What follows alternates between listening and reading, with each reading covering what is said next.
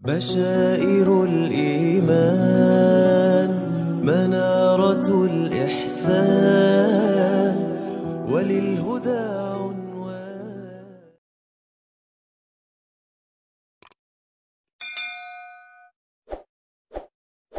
Apabila ada sebagian kelompok, katakanlah orang Wahabi,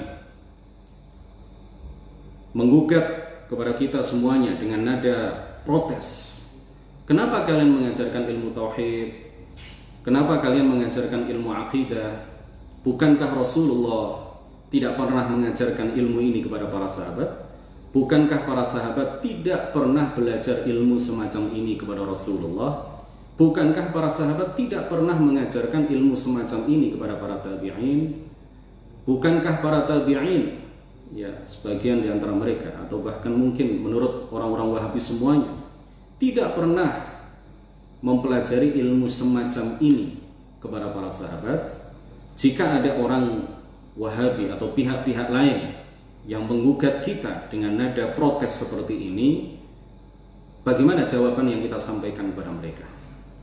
Maka kita menyatakan bahwa jika yang dimaksud dengan pernyataan kalian bahwa Rasulullah tidak pernah mengajarkan ilmu ini kepada para sahabat, jika yang dimaksud dengan pernyataan kalian bahwa para sahabat tidak mengetahui zat Allah, tidak mengetahui sifat-sifat Allah karena mereka memang tidak pernah belajar ilmu tauhid, tidak mengetahui tauhidullah, tidak mengetahui tanzihullah, tidak mengetahui bahwa Allah maha suci dari penyerupaan terhadap seluruh makhluknya, mereka juga dengan pernyataan kalian yang kalian maksud bahwa mereka tidak tahu bahwa Rasulullah adalah risalahnya betul-betul hak, mu'jizatnya betul-betul terjadi secara logik, ya.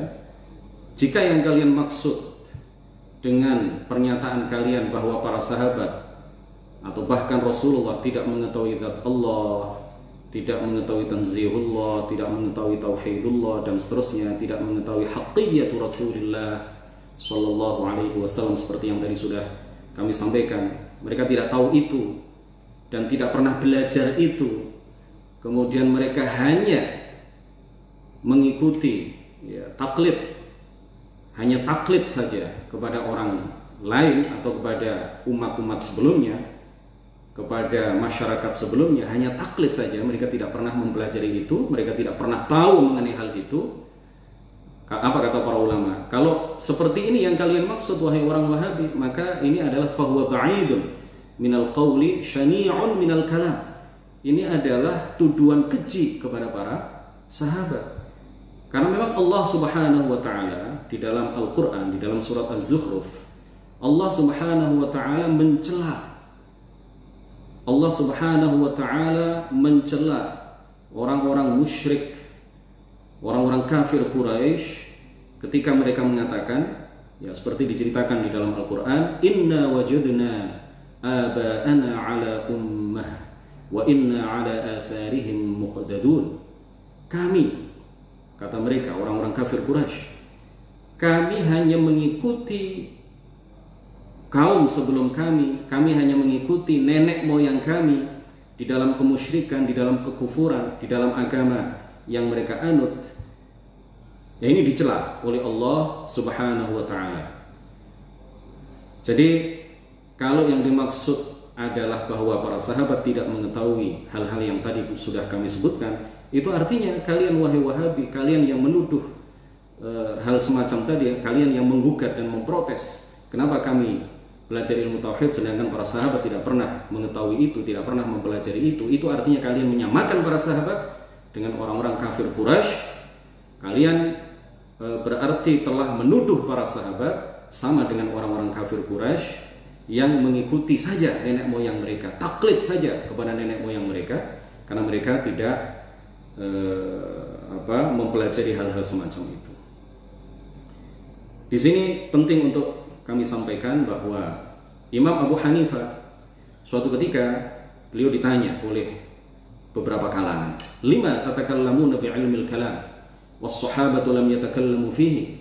Kenapa kalian, termasuk Anda wahai imam, menjelaskan kepada masyarakat mengenai ilmu kalam, mengajarkan kepada masyarakat tentang ilmu tauhid, padahal para sahabat tidak pernah bicara ilmu tauhid. Apa yang dikatakan oleh Imam Abu Hanifah, seorang mujtahid yang memiliki quwwatul qarihah, yang memiliki syiddatul dzaka, memiliki pemahaman yang mendalam terhadap agama ini, memiliki kecerdasan yang luar biasa. Beliau mengatakan, innama mathaluhum ka'unasin laisa bihadratihim man yuqatiluhum falam yahtaju ila ibrazis silah. Perumpamaan para sahabat ketika mereka memang tidak pernah membicarakan hal-hal seputar ilmu tauhid secara rinci, secara detail dengan memakai istilah-istilah tertentu menurut para ulama tauhid, itu karena memang mereka adalah ibarat orang-orang yang tidak ada di hadapan mereka pihak-pihak yang menyerang mereka. Maka mereka tidak membutuhkan, tidak perlu untuk menghunus senjata. Mereka tidak perlu untuk mengeluarkan senjata untuk menangkis serangan-serangan orang-orang yang mau menyerang mereka. Penyerangnya memang nggak ada, makanya mereka tidak butuh untuk mengeluarkan senjata. Wa mathaluna, dan orang-orang seperti kita, orang-orang seperti Imam Abu Hanifah, ya, ini yang mengatakan adalah Imam Abu Hanifah. Wa mathaluna ka'unasin bihadratihim man yuqatiluhum fahtaju ila ibrazis silah. Dan perumpamaan kami, perumpamaan kita, ya, orang-orang seperti Imam Abu Hanifah dan para ulama pada masa Imam Abu Hanifah dan juga para ulama setelah itu, perumpamaan mereka adalah seperti orang-orang yang berada di hadapan mereka, pihak-pihak yang akan menyerang mereka, sehingga mereka perlu dan sangat perlu untuk mengeluarkan senjata. Ketika di zaman sahabat tidak ada orang-orang yang seperti Khawarij, ya, di awal-awal masa sahabat tidak ada orang-orang seperti Qadariyah, Mu'tazilah dan semacam mereka, tidak ada orang-orang yang seperti Musyabbihah yang bisa dikatakan mereka adalah orang-orang yang menyerang akidah Islam, menyerang kemurnian akidah yang diajarkan oleh Rasulullah. Tidak ada orang-orang seperti mereka. Jadi para sahabat tidak perlu untuk menangkis serangan-serangan mereka dengan menjelaskan kepada umat kesalahan mereka, kesesatan mereka. Tetapi orang-orang seperti Imam Abu Hanifah, tokoh-tokoh besar seperti Imam Abu Hanifah, orang-orang yang segenerasi dengan beliau, tokoh-tokoh dan ulama-ulama yang hidup setelah generasi beliau, ini di kalangan mereka ada beberapa sekte, ada beberapa aliran, ada beberapa kelompok yang menyerang kemurnian akidah yang diajarkan oleh Rasulullah dan para sahabatnya, sehingga kemudian mereka perlu untuk mengeluarkan senjata, perlu untuk menghunus senjata, yaitu yang kemudian senjata itu disebut dengan ilmu tauhid, untuk menangkis serangan mereka dan menyerang balik mereka. Nah, kemudian kita katakan kepada orang-orang yang menggugat itu, kenapa kita belajar ilmu tauhid? Ya, padahal para sahabat tidak pernah belajar ilmu ini. Jika yang kalian maksud bahwa para sahabat tidak pernah menyebutkan istilah-istilah dalam ilmu tauhid seperti istilah al-jauhar, al-arad, jawahir, a'rad, jaiz, muhal, wajib aqli, jaiz aqli, mustahil aqli, misalkan al-huduth atau al-hadath, al-qidam dan seterusnya, ya memang mereka tidak pernah menyampaikan dan membicarakan istilah-istilah itu, ya. Mereka memang, kalau yang kalian maksud adalah seperti itu, memang para sahabat tidak pernah mengatakan bahwa alam ini misalkan terbagi menjadi dua, a'rad dan jawahir dan a'rad misalkan, ya, seperti yang diungkapkan, seperti yang dijelaskan oleh para ulama tauhid. Memang para sahabat tidak pernah mengatakan perkataan-perkataan seperti itu. Nah, tetapi ini juga terjadi pada disiplin ilmu yang lain, terjadi pada disiplin ilmu hadis misalkan. Para sahabat tidak pernah mengatakan ini sahih, ini mutawatir, ini masyhur, ya, ini ahad. Kemudian mereka juga tidak pernah mengatakan al-jarh wa ta'dil, tidak pernah mengatakan gharib, ya, tidak pernah mengatakan istilah-istilah dalam ilmu hadis. Para sahabat juga tidak pernah menyampaikan istilah-istilah di dalam ilmu usul fiqh misalkan. Ya, mereka tidak pernah mengatakan istihsan, ya, maslahah mursalah dan lain sebagainya, mutlaq, muqayyad, 'am, khas. Para sahabat tidak pernah mengungkapkan istilah-istilah seperti itu. Para sahabat juga tidak pernah misalkan mengungkapkan istilah-istilah dalam ilmu tafsir, an-nasikh wal mansukh, al-mujmal wal mutasyabih misalkan, dan lain sebagainya. Nah, apakah kemudian dalam ilmu nahwu juga para sahabat tidak pernah mengatakan misalkan ini mubtada, ini khabar, ini marfu', ini mansub, ini majzum, ini majrur, huruf jar itu ada sekian. Ya, kalam itu definisinya adalah seperti ini, kalimah itu adalah seperti ini, bedanya kalam dengan kalimah itu seperti ini. Huruf nasab itu ada berapa dan seterusnya. Para sahabat tidak pernah menyampaikan hal-hal semacam itu. Tapi apakah kalian wahai orang-orang Wahabi misalkan, apakah kalian wahai para penggugat, para pemrotes bahwa kita ini belajar ilmu tauhid, ilmu tauhid itu nggak penting karena Rasulullah tidak pernah mengajarkan? Apakah kalian juga akan mengatakan bahwa para sahabat tidak pernah belajar ilmu tafsir karena tidak pernah mengungkapkan istilah-istilah dalam ilmu tafsir? Apakah kalian juga akan berani mengatakan bahwa para sahabat tidak pernah belajar ilmu nahwu, maka tidak penting ilmu nahwu itu, nggak usah dipelajari sekarang. Ilmu tafsir juga nggak pernah diajarkan oleh Rasulullah dan para sahabatnya, maka tidak perlu dipelajari dan diajarkan. Apakah kalian berani mengatakan seperti itu? Apakah kalian kemudian tidak belajar ilmu nahwu? Kalian juga belajar ilmu nahwu. Apakah kemudian kalian meninggalkan fikih? Karena Rasulullah tidak pernah mengatakan bab sholat, hal-hal yang membatalkan sholat secara terperinci seperti yang disampaikan oleh para ulama fikih. Apakah kemudian kalian meninggalkan ilmu fikih karena memang Rasulullah tidak pernah mengajarkan ilmu fikih? Nah, ini juga terjadi pada ilmu tauhid. Hadirin hadirat rahimakumullah,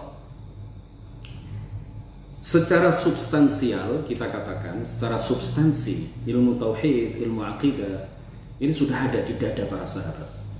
Bahkan mereka kita nilai, ya kita yakini pemahaman mereka terhadap ilmu tauhid, pemahaman mereka terhadap ilmu akidah itu melebihi pemahaman orang-orang setelahnya, melebihi pemahaman kita terhadap ilmu tauhid. Meskipun mereka secara istilah ya, dalam ilmu tauhid mereka tidak pernah mempelajari, tidak pernah mengajarkan, tetapi secara substansi ilmu itu sudah ada di hati mereka, ilmu itu sudah ada di dada mereka. Mereka memahami ilmu tauhid lebih daripada kita memahami ilmu tauhid. Kemudian hadirin rahimakumullah, bantahan terhadap ahlul bidah, bantahan counter terhadap kelompok-kelompok yang menyimpang itu tidak hanya dimulai pada masa tabi'in. Bukan Imam Abu Hanifah yang memulai itu, bukan ulama-ulama di kalangan tabi'in atau generasi setelah tabi'in yang memulai itu. Bahkan para sahabat juga sudah memulai itu ketika ada orang-orang yang mengingkari qadar, mengingkari takdir. Para sahabat melakukan rudud kepada pihak-pihak yang mengingkari takdir, melakukan bantahan-bantahan, melakukan counter-counter terhadap kelompok-kelompok yang mengeluarkan ajaran-ajaran yang berbeda dengan akidah yang diajarkan oleh Rasulullah Shallallahu Alaihi Wasallam. Ibnu Abbas misalkan, ya di beberapa kitab dijelaskan, Ibnu Abbas, Ibnu Umar, Ibnu Abbas radhiyallahu anhuma, Ibnu Umar radhiyallahu anhuma, keduanya terkenal sekali pernah berbantah-bantahan dengan Qadariyah, pernah berdebat dengan Mu'tazilah. Kemudian juga dari kalangan tabi'in, Umar ibn Abdul Aziz, ya, Al-Khalifah Ar-Rasyid, khalifah yang adil dari kalangan Bani Umayyah.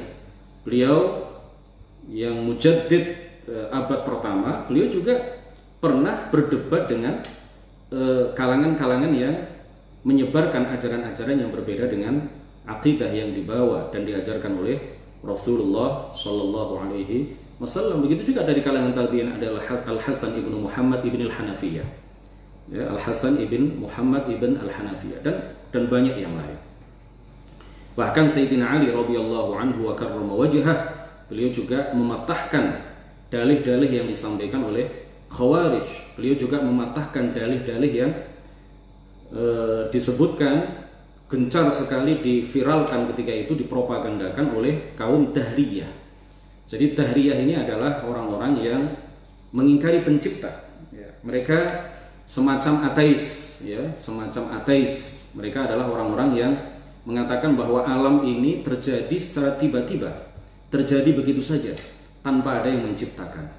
Atau terkadang sebagian dari mereka mengatakan bahwa alam ini bukan Tuhan yang menciptakan, tetapi yang menciptakan alam ini, atau yang membuat, kata mereka, bukan menciptakan, yang membuat alam ini, yang menjadi yang menjadi sebab terjadinya alam ini, terwujudnya alam ini adalah tabi'ah. Tabi'ah itu adalah as-sifat allati ja'alallahu 'alaiha al-ajram. Sifat yang Allah jadikan ada pada suatu benda. Jadi dalam keyakinan mereka, ketika sesuatu terbakar, maka yang menciptakan kebakaran itu adalah sifat yang ada dalam api, yaitu sifat membakar, bukan Allah.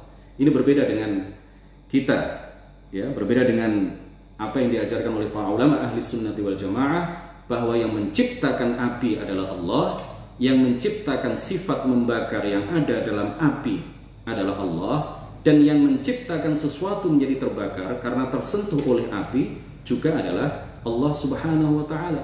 Makanya jika Allah menghendaki sesuatu tersentuh oleh api, dia tidak terbakar, seperti yang terjadi pada diri Nabiullah Ibrahim alaihissalam ketika dilempar, ya, dengan manjanik, ya, dengan ketapel besar, dilempar ke api yang berkobar-kobar. Beliau sama sekali tidak terbakar, baju beliau tidak terbakar, badan beliau sedikit pun tidak terbakar, karena Allah tidak menghendaki dan tidak menciptakan kebakaran itu terjadi, meskipun ada api di situ. Nah, dalam pandangan mereka juga, ketika orang berobat ke dokter, kemudian diberi obat oleh dokter atau diberi resep oleh dokter, kemudian dia membeli obat itu di apotik, lalu dia sembuh dari penyakitnya, orang yang sakit itu kemudian sembuh dari penyakitnya, maka yang menciptakan kesembuhan adalah sifat menyembuhkan yang ada dalam obat. Ini dalam pandangan orang-orang, ya, semacam dahriyah ini.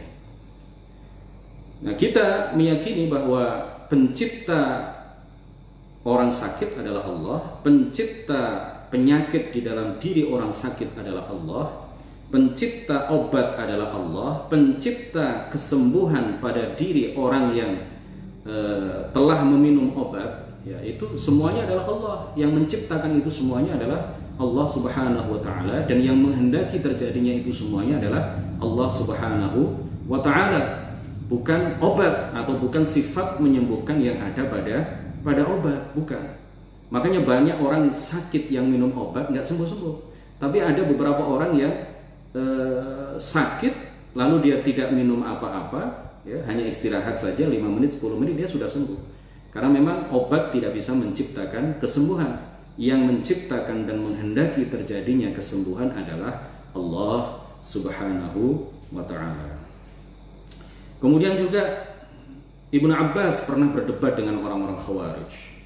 Iyas Ibnu Muawiyah Al-Qadhi juga pernah berdebat dengan orang-orang Qadariyah dan mematahkan hujjah-hujjah mereka, ya, mematahkan dalih-dalih mereka. Kemudian bahkan Al-Khalifah Ar-Rasyid Umar Ibn Abdul Aziz mengarang sebuah risalah, ya, fi raddi 'alal Mu'tazilah, yang membantah dakwah-dakwah atau klaim-klaim Mu'tazilah mengenai ajaran-ajaran menyimpang mereka yang sangat bertentangan dengan apa yang diajarkan oleh Rasulullah Shallallahu Alaihi Wasallam. Rabi'atul Ra'i, ya, Rabi'atul Ra'i, salah seorang ulama besar, Syekhul Imam Malik, gurunya Imam Malik, beliau juga pernah mematahkan dalih-dalih yang disampaikan oleh Ghailan Ibn Muslim. Ghailan Ibn Muslim ini adalah seorang yang salah seorang Qadari, ya, dia mengingkari takdir dan kemudian menyampaikan ajaran-ajaran itu kepada masyarakat. Mendengar itu kemudian Rabi'atul Ra'i, Syekhul Imam Malik, guru dari Imam Malik. Imam Malik ini adalah guru dari Imam Syafi'i. Rabi'atul Ra'i, Al-Imam Rabi'atul Ra'i kemudian mematahkan dalih-dalih mereka. Begitu juga Al-Hasanul Basri atau Al-Hasanul Basri. Beliau juga salah seorang ulama besar di kalangan tabi'in. Ini beliau juga menekuni ilmu tauhid dan membantah, ya, beberapa kelompok, ya, seperti kelompok Mu'tazilah. Kemudian selanjutnya fa in qila, jika dikatakan, ya, dengan ada protes juga, rawal Baihaqi bi isnadin sahih, kata mereka, 'an Ibnu Abbas radhiyallahu anhuma annahu qala tafakkaru fi kulli syai' wa la tafakkaru fi dzatillah fa huwa manhiyun anhu, kata mereka. Sebagian pihak juga menggugat dengan nada protes. Bukankah Rasulullah sallallahu alaihi wasallam sebagaimana diriwayatkan oleh Imam Al-Baihaqi dengan sanad yang sahih, bukan Rasulullah, Ibnu Abbas ya. Bukankah Ibnu Abbas sebagaimana diriwayatkan oleh Al-Baihaqi mengatakan kepada kita semuanya, tafakkaru fi kulli syai'.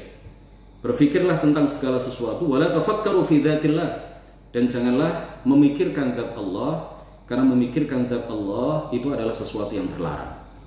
Nah, di dalam ilmu tauhid, kata sebagian kalangan, kita ini, kata mereka, klaim mereka, ya, dakwaan mereka, kita ini dianggap sebagai orang-orang yang memikirkan hakikat Allah, memikirkan zat Allah, sehingga ilmu tauhid itu karena menjadikan kita berpikir mengenai hakikat Allah, maka ini terlarang. Kita nggak boleh, haram mempelajari ilmu tauhid atau mempelajari ilmu kalam. Bagaimana kita menjawab gugatan seperti ini? Bagaimana kita menjawab protes seperti ini? Kita katakan kepada mereka, sebagaimana dikatakan oleh para ulama, fal jawab anna an-nahya warada 'an at-tafakkuri fil khaliq ma'al amri bit tafakkuri fi al-khalq.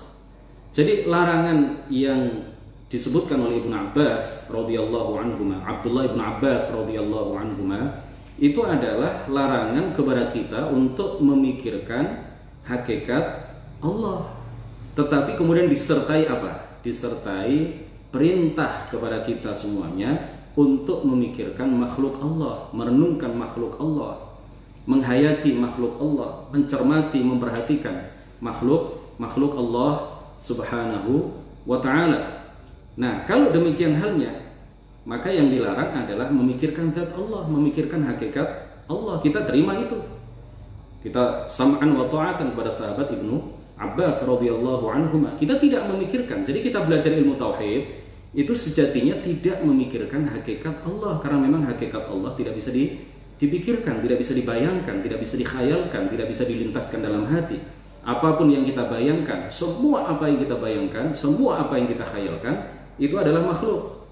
Ya, apapun yang kita bayangkan, maka Allah tidak sama dengan apa yang kita bayangkan. Apapun yang kita khayalkan, Allah tidak sama dengan apa yang kita khayalkan. Karena semua bayangan yang ada dalam benak dan pikiran kita, ya, seaneh apapun bayangan itu, seganjil dan seajaib apapun khayalan itu, maka itu semuanya adalah makhluk, dan Allah sama sekali tidak sama dengan itu semua. Jadi kita ya, kita taat kepada beliau, salah seorang sahabat besar min kibar as-sahabah, ya, secara ilmu, ya. Beliau adalah salah satu ulama besar di kalangan sahabat radhiyallahu anhu. Tetapi larangan itu sekali lagi disertai dengan perintah beliau kepada kita semuanya untuk memikirkan dan merenungkan makhluk. Kenapa kita diperintahkan untuk merenungkan makhluk? Nah, ini yang kita lakukan, ya. Ini yang kita lakukan di dalam ilmu tauhid. Ketika belajar ilmu tauhid, maka sejatinya kita memikirkan alam ini, memikirkan makhluk-makhluk Allah Subhanahu wa taala sebagaimana yang disinyalir, sebagaimana diperintahkan oleh Ibnu Abbas. Nah, tujuan dari kita merenungkan makhluk itu tujuannya adalah supaya kita bisa menetapkan bahwa makhluk ini tidak ada begitu saja, karena nggak mungkin itu terjadi. Makhluk ini pasti ada yang menciptakannya. Nah, yang menciptakan itu sebagaimana Rasulullah khabarkan kepada para sahabat, sebagaimana sahabat khabarkan kepada generasi setelahnya, sampai generasi kita, ya, pencipta itu tiada lain tiada bukan adalah Allah Subhanahu wa ta'ala. Jadi kita memikirkan alam ini untuk sampai pada kesimpulan bahwa alam ini pasti ada yang menciptakannya, dan pasti yang menciptakan alam tidak sama dengan alam. Sehingga setelah itu kemudian kita berkesimpulan sebagaimana diajarkan oleh para ulama, kita sampai pada kesimpulan bahwa Allah tidak sama dengan alam, tidak sama dengan makhluk, tidak sama dengan apapun. Nah, ini yang kita lakukan ketika kita mengkaji ilmu tauhid. Bukan berarti kemudian kita memikirkan zat Allah, karena zat Allah tidak bisa dipikirkan, tidak bisa dibayangkan. Kata para ulama, wa man lam ya'rifil khaliq minal makhluq kaifa ya'malu bihadzal athar as-sahih. Jadi orang yang tidak mengetahui perbedaan antara khaliq dengan makhluk, bagaimana dia bisa mengamalkan perintah Ibnu Abbas. Jadi kalau Ibnu Abbas mengatakan apa? Dua hal yang beliau katakan. Segala sesuatu pikirkan, ya, makhluk-makhluk Allah renungkan. Tetapi satu yang aku larang, kata beliau, jangan memikirkan zat Allah. Dua yang beliau katakan. Berarti dengan belajar ilmu tauhid, maka kita berarti telah mengamalkan apa yang beliau sampaikan. Dengan belajar ilmu tauhid, kita tahu mana khalik, ya, siapa sejatinya khalik dan siapa yang sejatinya makhluk. Kalau kita sudah tahu perbedaan antara khalik dengan makhluk, maka kita kemudian bisa dikatakan sebagai orang yang mengamalkan athar yang dikatakan oleh Ibnu Abbas. Jadi yang bukan yang kategori makhluk kemudian kita renungkan, yang itu adalah merupakan sifat-sifat yang khusus bagi Allah Subhanahu wa taala, maka itu kita yakini tidak sama dengan segala sesuatu yang selain Allah Subhanahu wa taala. Hadirin rahimakumullah, ada 10 menit waktu yang tersisa. Kita mulai saja dengan membaca bait yang pertama dari kitab Aqidatil Awam. Beliau mengatakan, abda'u bismillahi warrahmani wabirrahimi daimil ihsani. Beliau mengatakan, aku memulai mengarang kitab ini dengan menyebut nama Allah. Abda'u bismillahi warrahmani, yang ar-Rahman. Allah itu memiliki sifat ar-Rahman, nanti akan kita jelaskan. Wabirrahimi daimil ihsani, Allah juga disifati dengan sifat ar-Rahim, yaitu zat yang senantiasa mengaruniakan. Allah adalah zat yang senantiasa menganugerahkan, mengaruniakan kebaikan kepada para hambanya. Kitab ini, kitab yang kecil ini, Manzumatu Aqidatil Awam, ya, Manzumah Aqidatil Awam. Jadi yang akan kita kaji dalam majelis ini dan beberapa majelis ke depan adalah nadhamannya, jadi bukan syarahnya. Saya memakai syarah siapa? Saya kombinasi beberapa syarah, kemudian saya sampaikan kepada Bapak dan Ibu sekalian di rumah masing-masing. Saya tidak menggunakan satu kitab syarah tertentu, tetapi saya kombinasikan, saya combine, saya ambil dari beberapa syarah, ya, yang sekiranya mudah untuk dipahami, dan yang kita kaji, yang kita baca adalah nadhamannya, bait-bait nadhamnya. Kita, ya, tahapan kajian ini, yang pertama kita baca bait nadhamnya, kemudian saya terjemahkan, kemudian setelah itu saya jelaskan. Jadi kitab ini bernama Manzumah Aqidatil Awam. Manzumah Aqidatil Awam terdiri dari 57 bait nadham. Yang mengarang nadhaman ini adalah Syekh Ahmad Al-Marzuqi, ya. Yang mengarang nadhaman ini adalah Syekh Abdul Fawz Ahmad ibnu Muhammad Al-Marzuqi rahimahullah.